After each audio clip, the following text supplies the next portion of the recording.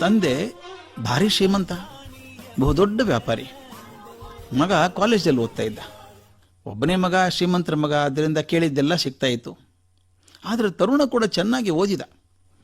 ತಾನು ಶಿಕ್ಷಣದ ಕೊನೆ ಹಂತಕ್ಕೆ ಬಂದಿದ್ದ. ಒಂದು ದಿವಸ ಅಪ್ಪ ಮಗ ಕೂತ್ಕೊಂಡಾಗ ತಂದೆ ಕೇಳಿದರು, ಮಗು ಇನ್ನೊಂದು 2-3 ತಿಂಗಳಿಗೆ ನಿಂದು ಶಿಕ್ಷಣ ಮುಗಿದು ಹೋಗುತ್ತಪ್ಪ, ಮುಂದೆ ಏನು ಮಾಡ್ಬೇಕಂತ ಮಾಡ್ತೀಯಾ ಅಂತ ಕೇಳಿದರು. ಮಗ ಹೇಳ್ದ, ಅಪ್ಪ ನಿಮ್ಮಿಂದ ನಾನು ವ್ಯಾಪಾರ ಹೇಗೆ ಮಾಡೋದು ಅನ್ನೋದು ಕಲ್ತಿದ್ದೇನೆ. ಈ ಶಿಕ್ಷಣದಿಂದ ಕೆಲವು ಹೊಸ ವಿಷಯಗಳ ಪರಿಚಯವೂ ಆಗಿದೆ. ನಾನೇ ಒಂದು ಹೊಸ ವ್ಯಾಪಾರ ಶುರು ಮಾಡಬೇಕು ಅಂದ್ಕೊಂಡಿದ್ದೀನಿ. ಸಂತೋಷ ಮಗು, ಹಾಗೆ ಮಾಡಪ್ಪ. ನೀನು ಕಾಲೇಜ್ ಶಿಕ್ಷಣ ಮುಗಿಸಿದ್ದಕ್ಕೆ ನಿನಗೇನಾದರೂ ಒಂದು ಬಹುಮಾನ ಕೊಡಬೇಕು ಅಂತ ನನ್ನ ಮನಸ್ಸಿಗೆ ಬಂದಿದೆ. ನಿನಗೇನು ಬೇಕು ಹೇಳು, ಕೊಡ್ತೀನಿ ಅಂದರು ಅಪ್ಪ. ಹುಡುಗನ ಮುಖದ ಮೇಲೆ ಮಿಂಚಿತು. ಅಪ್ಪ, ನಿಮ್ಗೆ ಗೊತ್ತಿದೆಯಲ್ಲ, ನನ್ನ ಕಾರುಗಳು ಹುಚ್ಚು ಜಾಸ್ತಿ. ಈಗೊಂದು ಹೊಸ ಕಂಪ್ನಿದು ಹೊಸ ಮಾದರಿ ಕಾರ್ ಬಿಡುಗಡೆ ಆಗಿದೆ, ಅದನ್ನೇನಾದರೂ ಕೊಟ್ಟರೆ ಸಂತೋಷ ಆಗತ್ತೆ ಅಂತ. ತಂದೆ, ಹುಚ್ಚಪ್ಪ, ಕಾರ್ ಏನು ಮಾಡ್ತೀಯೋ ಅಂದು ನಕ್ಕೊಂಡು ಹೋಗ್ಬಿಟ್ರು. ಪರೀಕ್ಷೆ ಮುಗೀತು, ಫಲಿತಾಂಶನೂ ಬಂತು. ಹುಡುಗ ತುಂಬ ಉನ್ನತ ಶ್ರೇಣಿಯಲ್ಲಿ ಪಾಸಾಗಿದ್ದಾನೆ. ಸಂತೋಷದಿಂದ ಅಪ್ಪನಿಗೆ ಹೇಳೋಕೆ ಹೋದ. ತಂದೆಗೆ ಫಲಿತಾಂಶ ಹೇಳಿದ.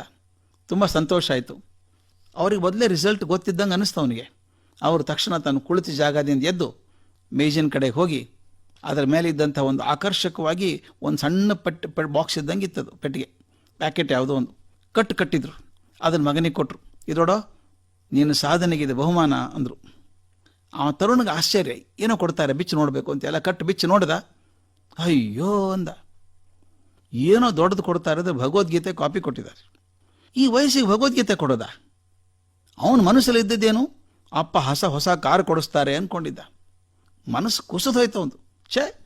ಈ ಮುದುಕರಿ ಹುಡುಗರ ಮನಸ್ಸೇ ಅರ್ಥ ಆಗಲ್ಲ. ನಾನು ಕೇಳಿದ್ದು ಕಾರು, ಇವ್ರು ಭಗವದ್ಗೀತೆ ಕೊಡ್ತಾರೆ, ಯಾರಿಗೆ ಬೇಕು ಭಗವದ್ಗೀತೆ ಇದನ್ನು? ಅವನು ಎಷ್ಟು ಕೋಪ ಬಂದ್ಬಿಡ್ತು ಅಂದರೆ ಅಪ್ಪ ಅನ್ನೋದು ಮರ್ತು ಬಿಟ್ಟ. ಅಪ್ಪ, ನನಗೆ ಅರ್ಥ ಆಯಿತು, ನಾನು ಎಂದೂ ನಿಮಗೆ ಅರ್ಥ ಆಗಲ್ಲ, ನೀವು ನನಗೆ ಅರ್ಥ ಆಗಲ್ಲ. ನಾನು ಕೇಳಿದ್ದನ್ನು ಕೊಡಿಸ್ದೆ, ನಿಮಗೆ ಬೇಕಾದ್ದನ್ನೇ ಕೊಡಿಸ್ತಾ ಇದ್ದೀರಿ, ಇದನ್ನು ಬೇಡ, ಇದು ಇಟ್ಕೊಂಬಿಡಿ. ನೀವು ಇಷ್ಟೆಲ್ಲ ದುಡ್ಡು ಗಳಿಸಿದ್ದೀರಲ್ಲ, ಒಬ್ಬನೇ ಮಗ ನಾನು, ಇಟ್ಕೊಂಡು ಏನು ಮಾಡ್ತೀರಿ? ಆದರೆ ಒಂದು ಹೇಳ್ತೀನಿ ಕೇಳಿ, ನನಗೆ ನಿಮ್ಮ ಮೇಲಿನ ವಿಶ್ವಾಸ ಹೋಯ್ತು. ನಿಮ್ಮ ಒಂದು ದುಡ್ಡು ಬೇಡ ನನಗೆ, ನಾನು ಸ್ವಂತ ಎಫರ್ಟ್ ಒಂದು ಮಾಡ್ಕೋತೀನಿ, ನಾನೆಲ್ಲನೂ ಸಂಸ್ಥೆ ಕಟ್ತೀನಿ. ಬಡ ಒದರಿ ಮನೆಯಿಂದ ಹೊರಟೇ ಬಿಟ್ಟ. ತಂದೆ ಪಾಪ ಬಾಯಿ ಬಿಟ್ಕೊಂಡು ನೋಡ್ತಾನೆ ಇದ್ರು. ಮನೆ ಬಿಟ್ಟು ಹೋದಂಥ ಹುಡುಗ ಮತ್ತೆ ತಂದೆ ಮನೆ ಕಾಲಿಡಲಿಲ್ಲ. ತಂದೆ ಎಷ್ಟೋ ಸಲ ಅವನು ಬಾರೋ ಅಂತ ಹೇಳಿ ಕಳಿಸಿದ್ರು ಬೇರೆಯವರ ಕಡೆಯಿಂದ. ಬರಲಿಲ್ಲ, ಅವನು ತಿರಸ್ಕಾರ ಮಾಡಿಬಿಟ್ಟ.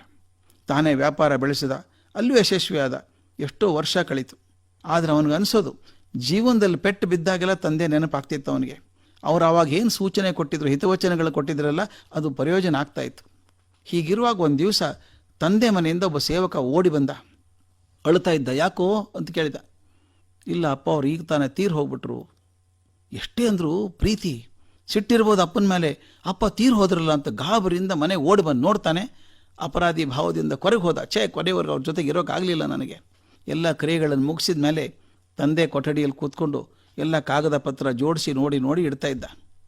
ಮತ್ತೆ ಕಣ್ಣಿಗೆ ಬಿತ್ತು ಭಗವದ್ಗೀತೆ ಪುಸ್ತಕ ಕೊಟ್ಟಿದ್ರಲ್ಲ ಅಪ್ಪ ಅವಾಗ. ಆದರೆ ಎತ್ತಿಡಬೇಕು ಅಂದ ಮೇಲೆ ಹಿಂಗೆ ಹಿಡಿದು ನೋಡ್ತಾನೆ, ಠಪ್ ಅಂತ ಒಳಗಿಂದ ಏನೋ ಬಿತ್ತು. ನೋಡ್ತಾನೆ, ಒಂದು ಲಕೋಟೆ ಇದೆ. ಅದನ್ನು ತೆರೆದೆಲ್ಲ ಸೀಲ್ ಮಾಡಿದ್ದಿದೆ.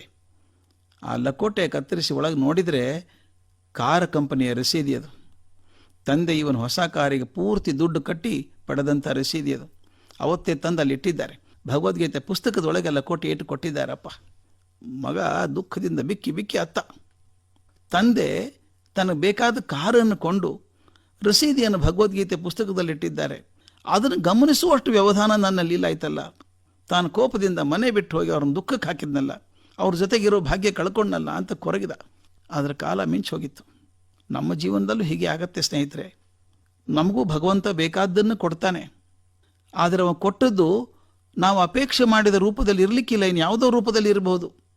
ಆದರೆ ಅವನು ನೀಡಿದ್ದನ್ನು ಅರ್ಥ ಮಾಡಿಕೊಳ್ಳುವಷ್ಟು ತಾಳ್ಮೆ ನಮಗಿದ್ರೆ ನಮ್ಮ ಬದುಕಿಗೆ ಒಂದು ಕ್ಷೇಮ. ಅದು ಅವಸರ ಬೇಡ.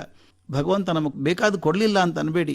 ಕೊಟ್ಟದ್ದನ್ನು ಪರೀಕ್ಷೆ ಮಾಡಿ ನೋಡಿ, ಬಹುಶಃ ನಾವು ಕೇಳಿದಕ್ಕಿಂತ ಹೆಚ್ಚೇ ಕೊಡ್ತಾನೆ ಅವನು.